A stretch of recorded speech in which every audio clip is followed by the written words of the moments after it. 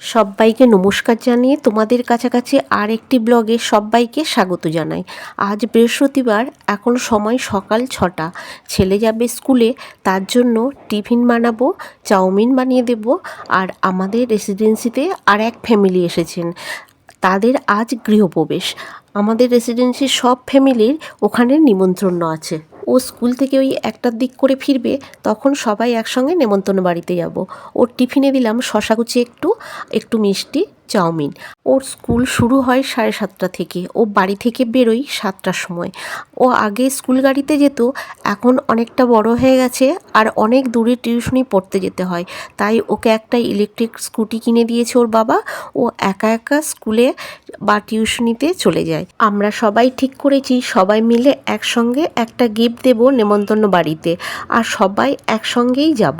এখানে মানে দুর্গাপুরে প্রায় স্কুল সকালবেলা হয়, আর শীতের সকাল বুঝতে পারছেন, প্রায় সময় দেরি হয়ে যায়।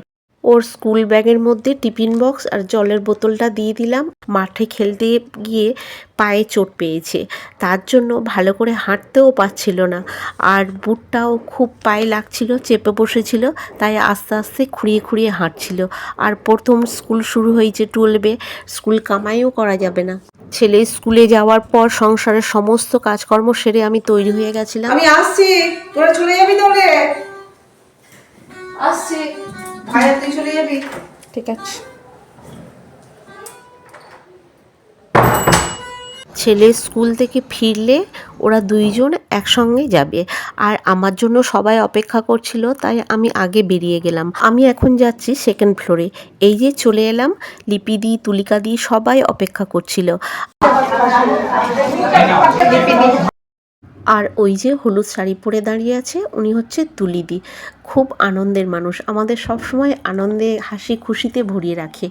আমাদের সকলের তরফ থেকে কাকিমা আর পাপিয়া গিফটটা নিয়েছিল। কাকিমা বলছিল অনেকক্ষণ অপেক্ষা করছিলেন আর অনেক দেরি হয়ে গেছে, তাড়াতাড়ি যেতে বলছিল।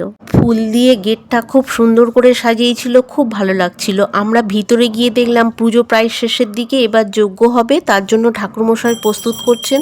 আর ঠাকুরের সিংহাসনটা কত সুন্দর সাজিয়েছে, দেখে তো খুব ভালো লাগলো।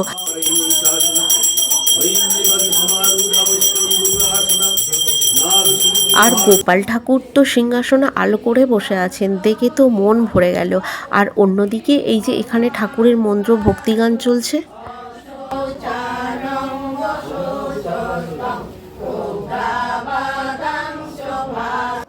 অনেক বেলা হয়ে গেছিল, তাই আমরা সবাই খেতে চলে গেলাম গ্রাউন্ড ফ্লোরে।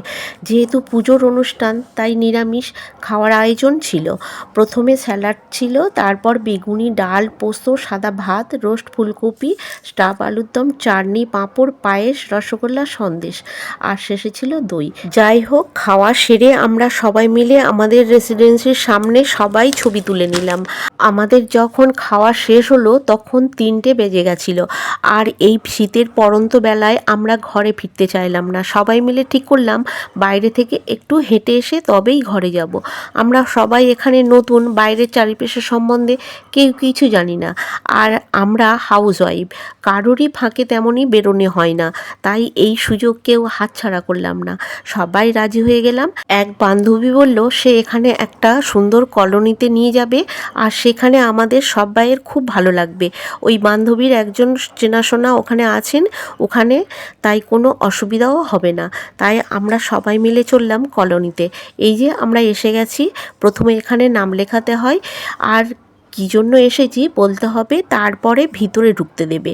বান্ধবীটা সব কিছু বলেছিল, আর তারপর ওনারা বললেন অফিসে দেখা করতে। ওই যে অফিস আছে আছে, কথা বলছে।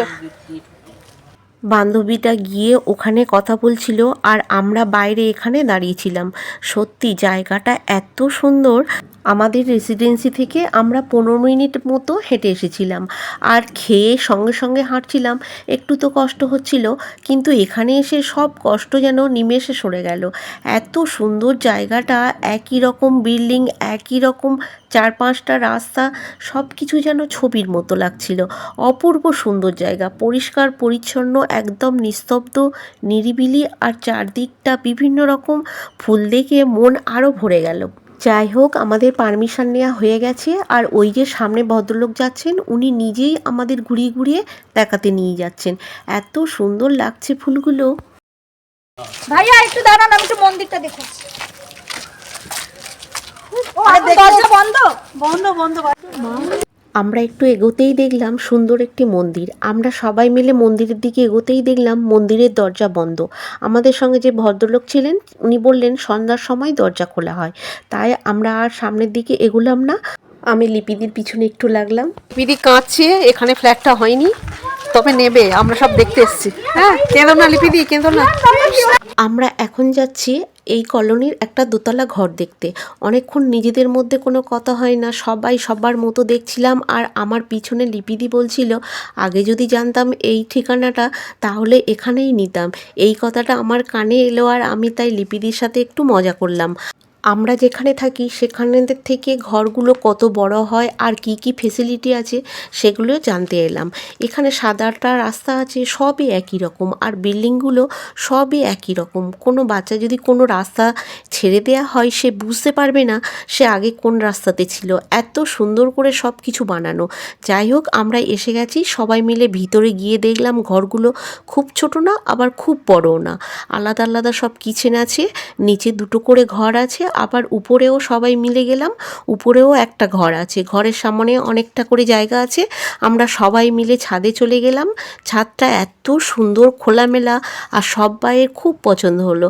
আমরা যেখানে থাকি আর আশেপাশে উঁচু উঁচু বিল্ডিং, রাস্তা, সর্বক্ষণ গাড়ির প্যাঁপো আওয়াজ, সে এক অন্য পরিবেশ। আর এখানে আর এক অন্য পরিবেশ। চারিদিকের নিস্তব্ধতা আর সামনের দিকে কোনো বিল্ডিং নেই, পিছনে নেই, চারিদিকে প্রাকৃতিক দৃশ্য।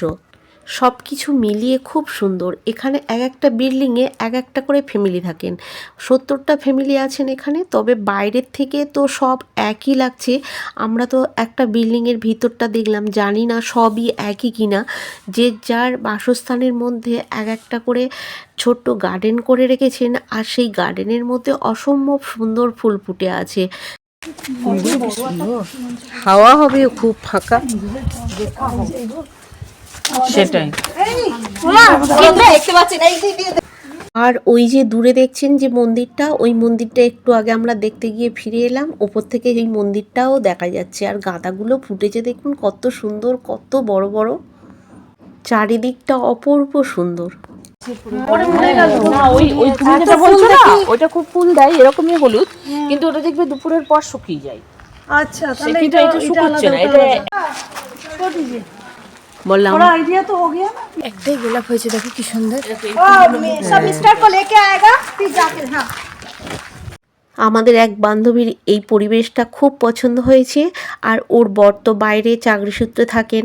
ও বলছিল যে ও বর ফিরলে এখানে দেখাতে নিয়ে আসবেন। এখানে একটা ছোট্ট পার্ক আছে, সেখানে এই কলোনির বাচ্চারা খেলাধুলা করে, বড়রাও বসে সময় কাটান। আমরা তো অনেক ঘুরলাম আর অনেকটা সময় কাটালাম, আর অনেকটা দেরি হয়ে গেছে তাই সেখানে আর যেতে পারলাম না। তবে আবার যখন আসবো আপনাদেরও সঙ্গে নেব। এবার বাড়ির দিকে রওনা দিলাম। যাবার আগে ফুলগুলো আবার ফটো তুলে রাখলাম। প্রত্যেকটা ফুল এত সুন্দর, আমি সব ফুলগুলো মোবাইলে তুলে রাখছিলাম। আর যে যার গার্ডেনে শুধু ফুল নয়, সবজি চাষও করে রেখেছেন। এত অপূর্ব সুন্দর লাগছিল, সব কিছু মিলিয়ে অসাধারণ। আর এই গোলাপটা দেখুন কত সুন্দর লাল টুকটুক করছে আর হাওয়ায় মাথা দোলাচ্ছে। এটা হচ্ছে ইয়েলো আর এটা একটু পিঙ্ক ধরনের। আর এই ফুলগুলো দেখুন সবগুলো যেন হাওয়ায় মাথা দোলাচ্ছে, অপূর্ব সুন্দর লাগছে। এই কলোনি থেকে মেন রাস্তাটা একটু দূরে, তবে বেশি দূরে না। আজকের মতো এই পর্যন্ত। আবার কোনো নতুন ভিডিও নিয়ে আপনাদের কাছে চলে আসবো। ততক্ষণের জন্য আপনারা ভালো থাকবেন, সুস্থ থাকবেন। ধন্যবাদ।